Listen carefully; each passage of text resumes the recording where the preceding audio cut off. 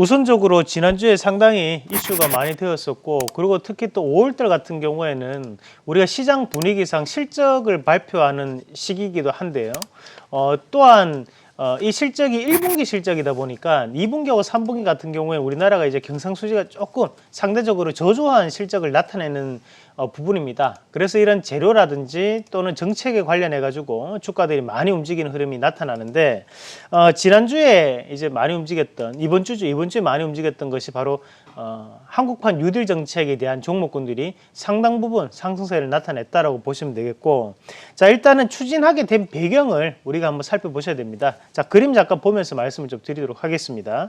자, 우선 우리가 감염병에 대한 위기, 이 부분 자체가 현재는 경제로 상당 부분 전이가 되고 있는 상황이라고 보셔야 되겠죠. 그래서 실질적으로 우리가 1분기에 대한 GDP 상당 부분 낮게 우리가 예상을 전망을 하고 있는 상황이었고, 그런 부분 자체에서 꾸준하게 이제 언택트 사회로 넘어가는 시점이 나타나고 있거든요. 저희가 이 시간에도 말씀을 드렸던 내용이었는데, 미국이 2018년도에 4차 산업혁명을 시작하고 난 다음에 2020년이 되고 난 다음 현재 같은 경우에는 그 4차 산업혁명에 상당히 지체됐던 부분이 발생을 했었습니다. 하지만 유동성이 상당 부분 확대가 되고, 그에 따라 가지고 미국에서도 이런 언택트 사회 관련해서 팡주라고 하는, 우리가 페이스북이나 또는 아마존, 애플, 그리고 넷플릭스, 그리고 구글 같은 기업들이 상당 부분 주가에 대해서 연속적인 상승을 지금 현재 나타나고 있는 과정들이고요.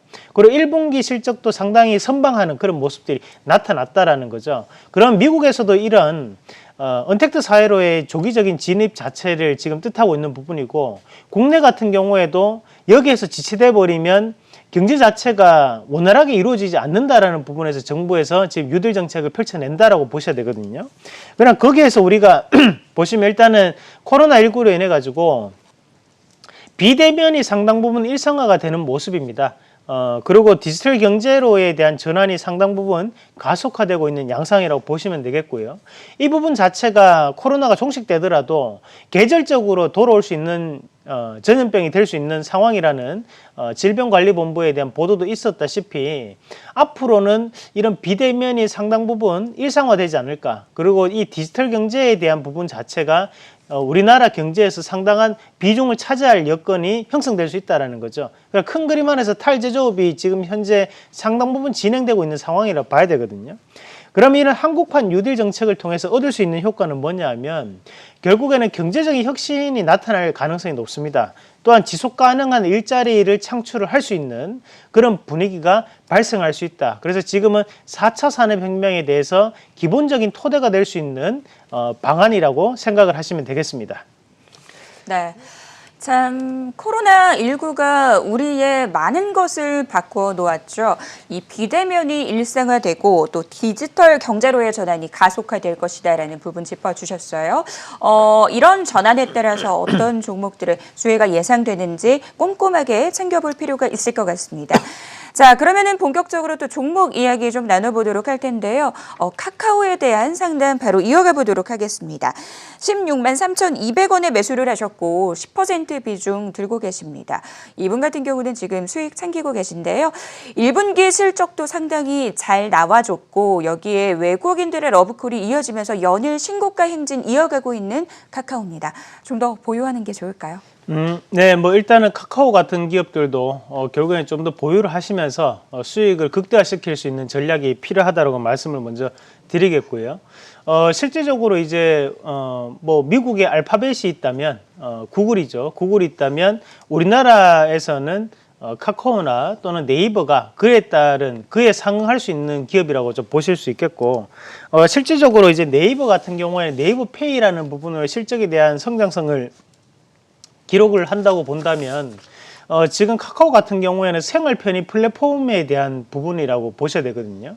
그러면 지금 카카오가 하고 있는 것은 우리가 어떻게 생활을 하느냐, 거기에 따라서 밀접한 플랫폼을 지금 현재 제공하고 있는 부분이라고 보시면 되고, 뭐 교통이라든지 또는 뱅킹이라든지 또는 증권 서비스라든지 우리가 흔히들 비대면이 이루어졌을 때 좀 더 활용을 할 수 있는 부분이 현재 카카오에서 진행하고 있는 부분이라고 보시면 됩니다. 그리고 가장 큰 부분은 바로 이제 데이터 3법에 대한 부분을 말씀을 드릴 수 있는데요. 우리가 이 데이터 3법 같은 경우에는 지금 현재 이 데이터 3법의 주요 골자 자체가 바로 개인정보보호법에 대한 완화 시점이고 그에 따른 부분을 데이터를 활용하자는 거거든요.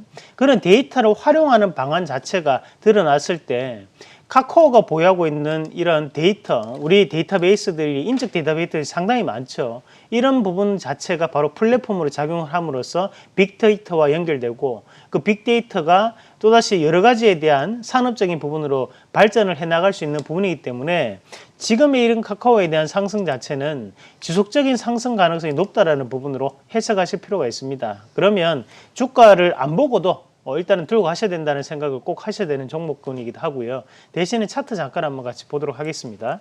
자, 차트를 한번 같이 보시면 앞서서 지금 보면 3월 달에 한번 급락이 나타났을 때 이 이후에 지금 다시 한번 더 크게 급등을 하는 양상이 나타나고 있는데요.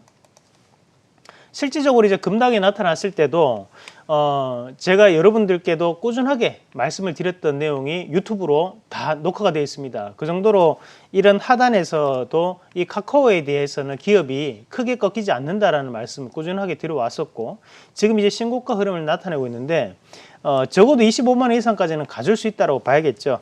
앞에서 2월 6일 날 이루어졌던 것이 바로 카카오페이 증권에 대한 출범 소식이었는데 그 이후로 주가는 오히려 빠져버렸거든요. 그러고 난 다음에 지금 다시 한번 올라가는 시점이기 때문에 앞에서 여기 하단에서 이루어졌던 거래량들은 일정 부분에 대한 그 밑에서 잡아주는 그런 물량이라고 좀 보실 필요가 있습니다. 그 부분 자체로 감안하면서 보자는 말씀까지 드리도록 하겠습니다. 네, 알겠습니다. 카카오 앞으로의 성장성 여전히 살아있다라고 평가를 해주셨어요. 좀 더 보유를 한다면 25만 원 선까지 충분히 갈 수 있다라는 부분들 짚어주셨습니다.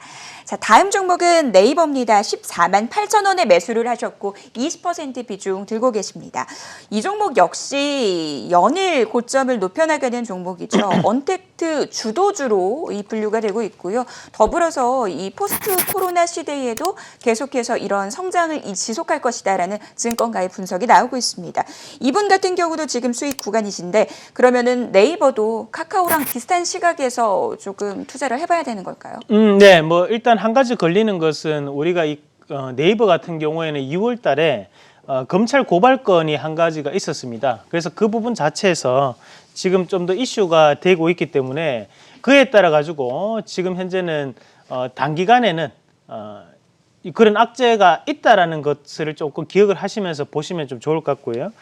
실질적으로 이제 네이버를 보시기 전에 네이버하고 카카오 이런 기업들이 왜 이렇게 그러면 이슈가 되느냐를 우리가 먼저 한번 살펴보셔야 되는데 자, 잠깐 그림 잠깐 한번 같이 보면서 말씀을 좀 드리겠습니다.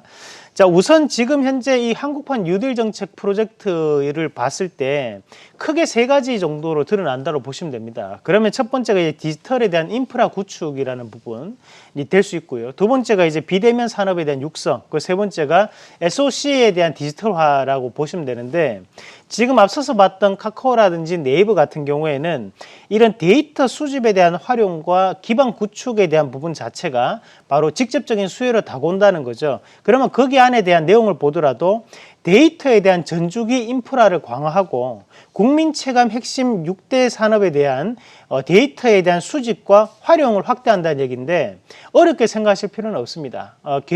쉽게 개인 정보를 좀 더 우리가 활용할 수 있도록 법안이 바뀌었다. 뭐 그렇게 보시면 되겠고요. 중점 과제 두 번째가 바로 5G에 대한 부분입니다. 그럼 이 부분 자체를 자세하게 우리가 한번 살펴보시면요. 일단은 국민 체감 6대 핵심 분야에 대해서라는 것이 금융, 의료, 교통에 대한 부분에서 좀 더 스마트한 시티로 넘어가는 그런 시점이라고 좀 보시면 되고요.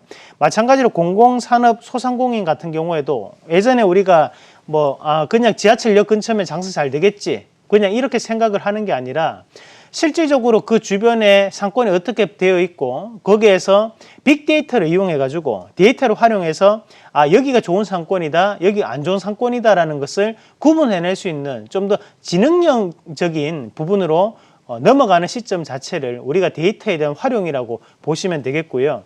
마찬가지로 이제 5G 인프라에 대한 구축에 대한 부분에서도 마찬가지로 우리가 민간에 대한 5G 전국망으로 조기 구축에 대한 추진을 현재 하고 있는 시점이라고 생각하시면 되거든요. 그러면 이런 5G가 돼줘야지만 앞서서 말씀드렸다시피 데이터를 활용해가지고 빅데이터를 쓸 수 있고 클라우드 서비스가 진행이 되고 그럼 거기에 따라 가지고 데이터 센터를 구축할 수 있고 많은 것들을 이룰 수 있다는 거죠. 그래서 거기에 대한 기본적인 조건이 돼줄 수 있는 것이 바로 5G라고 보시면 됩니다. 그래서 제가 5G가 빠지더라도 꾸준하게 보셔야 된다고 말씀드렸던 이유도 결국 5G 산업 자체는 쉽게 꺼질 수 있는 산업이 아니거든요. 우리가 산업적인 것은 한번 시대가 바뀌게 되면 다시 전 시대로 넘어가지는 않습니다.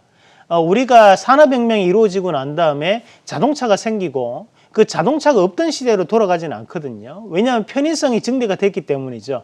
마찬가지로 LTE가 이루어지고 난 다음에 우리가 3G 시장으로 다시 한번 돌아가지 않는 것처럼 5G가 현재는 이루어지고 있는 상황이기 때문에 다시 한 번 더 과거 시대로 3G라든지 또는 LTE 시대로 과거로 회귀하지는 않는다는 거예요. 그러면 그런 부분에서 봤을 때 속도적인 부분에서의 문제는 있겠지만 결국에는 이런 5G라든지 이런 산업들 자체가 4차 산업혁명의 가장 기본적인 조건이 될 수밖에 없기 때문에 우리가 좀 더 긍정적으로 볼 수 있다는 말씀까지 드리도록 하겠고요.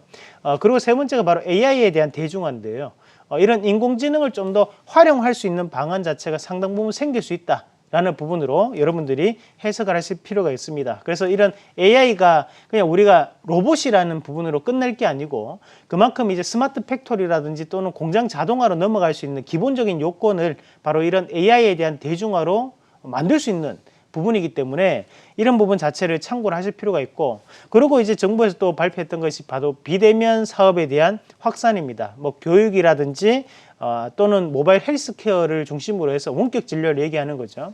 이런 부분에 대해서 시험 서비스를 확대하겠다라는 부분을 봤을 때 앞으로에 대한 부분에서도 상당 부분 이런 데이터를 활용할 수 있는 방안이 많이 생길 수밖에 없고 이런 부분 자체를 감안한다면 우리가 카카오라든지 네이버 같은 경우에는 꾸준하게 우리가 이런 데이터를 축적시켜 왔고 그에 따른 부분을 활용할 수 있는 기업들이거든요. 그럼 현재 네이버에 대한 주가를 다시 한 번 더 같이 보도록 하겠습니다. 네.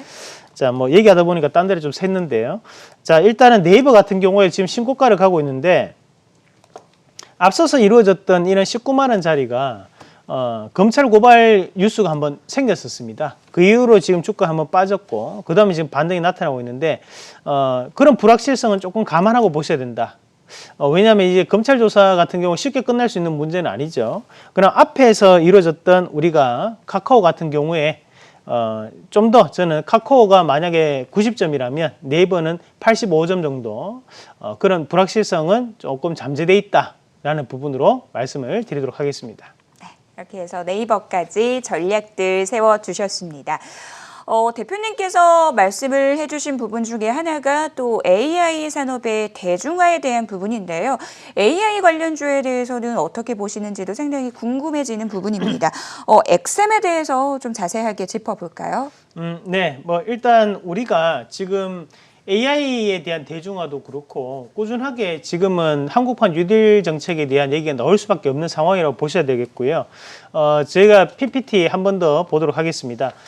결국에는 지금 5월 둘째 주부터 시작을 해가지고 한국판 뉴딜 추진 정책에 대해서 회의가 열린다는 얘기고 그리고 5월 둘째 주부터 마지막 주까지 한국판 뉴딜 정책에 대해서 세부적인 사업을 검토한다는 얘기고요. 6월 초에는 하반기 경제 정책에 대한 방향을 발표하는 그런 시기가 될 수 있는데 자, 이 내용은 뭐냐면 결국 주식시장 같은 경우에는 여기에 따른 재료가 계속적으로 노출될 수밖에 없다는 얘기죠. 그러면 지금 당장 올라가고 있는 종목군들이 있더라도 충분히 추가적인 부분에서의 변화 가능성이 상당히 높다라는 부분으로 우리가 해석을 하실 필요가 있습니다. 그러면 지금 엑셈 같은 경우에도 주가 추이를 잠깐 한번 같이 보시면 자, 엑셈이라는 기업도 마찬가지로 금융기관에 대한 IT 솔루션을 제공을 하는 업체거든요.